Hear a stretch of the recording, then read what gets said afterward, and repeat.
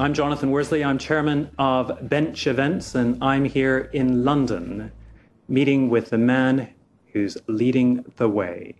That's Bill Marriott, chairman and chief executive officer of Marriott International, and recipient of this year's IHIF Lifetime Achievement Award. Congratulations, Mr. Marriott. It's extremely nice to see you across the seas, but seemingly so close. Thank you very much, Jonathan. I'm here in Bethesda, Maryland, just outside of Washington, D.C., so we're in two different great capitals of the world, London and Washington. I'm sorry I couldn't be in London, but here I am in Washington at our Go There Virtual Meetings Center. This new technology we have of being able to see each other and talk to each other as if we were in the same room is just fantastic. You've always embraced technology.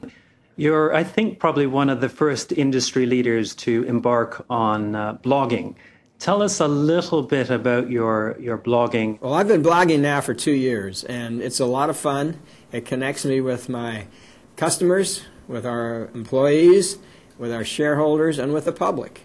And it gives us an opportunity to tell stories about the company, to tell what we're doing, what's new and different, to tell something about my trips, the books I've read, the movies I've seen.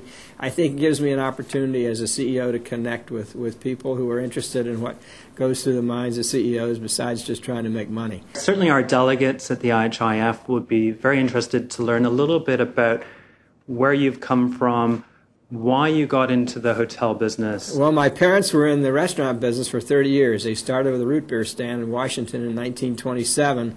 And when they got in the restaurant business, they continued to supply their restaurants out of a central commissary. My dad decided he was going to build a new commissary. He bought a great piece of land for it. But that was the time when Eisenhower was president and he was rolling out the new interstate highway system in America.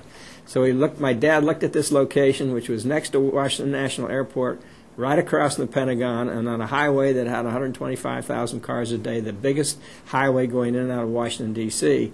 And what a great place to build a motel. So we built a 365-room Marriott Motor Hotel, the largest motel in the world, and we went on one at a time until today we have 3,400 hotels. That's extraordinary.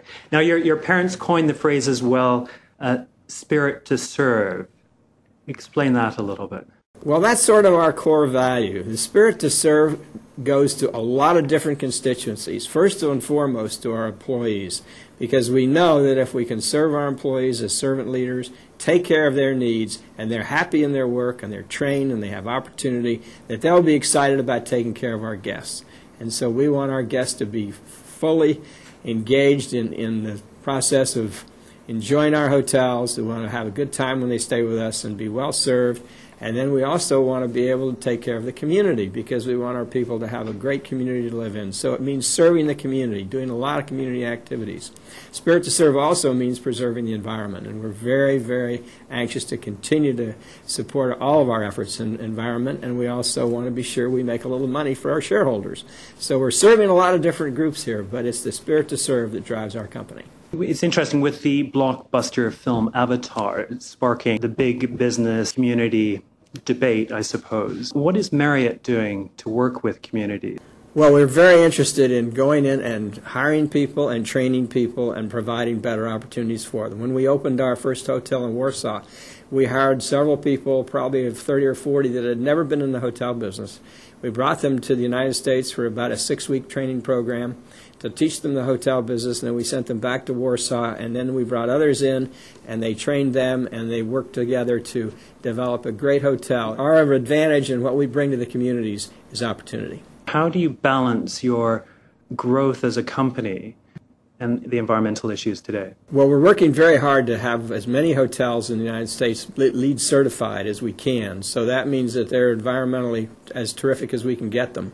It's great because we're saving energy, we're saving water, we're preserving the environment in so many ways. One of the major things we've done is in the Juma Brazilian rainforest area, where we have contributed a lot of money and we're preserving 1.5 million acres of rainforest in the Juma Preserve in Brazil, which are really the lungs of the world. So we're doing a lot of efforts on a lot of fronts. We've engaged our customers in environmental efforts as well, and they can then contribute to the Juma Preserve, and we're working very hard on the environment.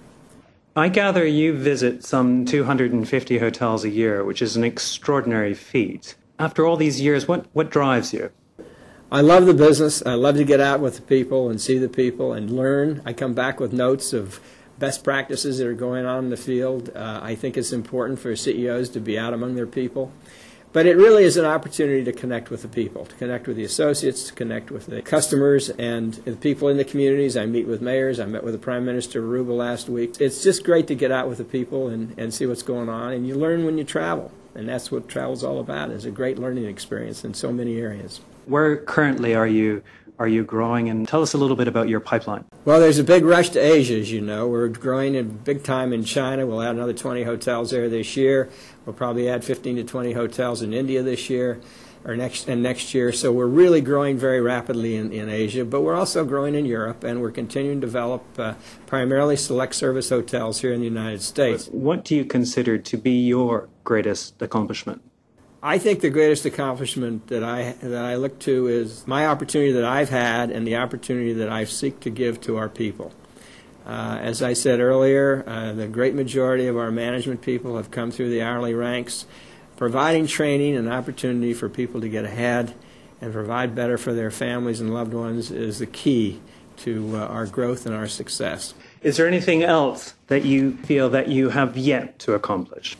Well, my father used to say success is never final, and I think he got that from Winston Churchill. But that's what I really believe. There's a lot of work to be done every day, and I've always told my people, if you don't push the boulder up the hill, it's going to roll down the hill on top of you. So keep moving ahead, keep finding new ways to grow, keep finding new ways to satisfy customers, and finding new ways to give our people advancement and opportunity. Well, I think that's great inspiration for all of us who are in the industry and for all the delegates of the International Hotel Investment Forum. But that leads me nicely on to presenting you with the Lifetime Achievement Award at the IHIF. On behalf of all the delegates, I'm delighted to be presenting this to you for your considerable accomplishments in the global hospitality industry. So if I might hand this over to you, Mr. Marriott. Thank you. I don't think we can quite reach across the ocean, but it's fun to try, and it's been fun to be here today. I'm deeply honored and humbled by this great award. For getting an award from people in our industry is the most satisfying thing I can receive, and I'm very thankful and very honored. Thank you very much.